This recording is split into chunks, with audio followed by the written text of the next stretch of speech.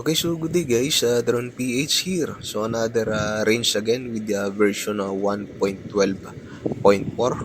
the new updated version I think yesterday.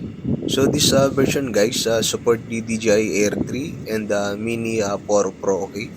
So let's gonna test in our Mini 2 if our range is still stable or not. So I'm using the DJI Mini 2 in this version. Home point So updated. let's gonna test with this range. Okay, so this is my version, the version 1.12.4. Let's go.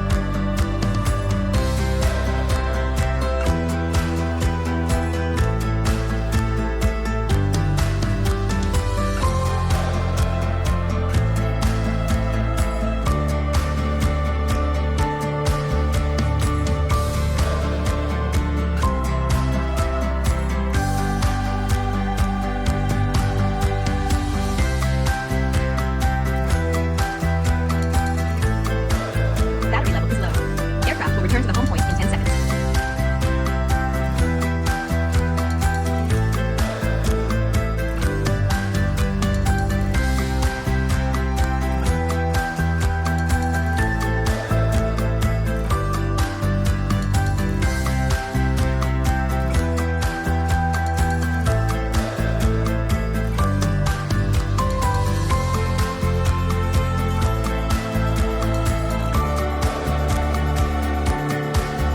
Return to home.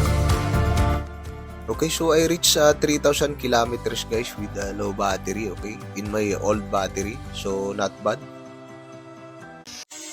Okay, so this is now our Mini 2 guys, so I don't have any issues with my Mini 2. So my Mini 2 arrived safe, okay, so I think you can update your own drone, the DJI Mini 2 if you want. So till next time again guys, thank you and goodbye.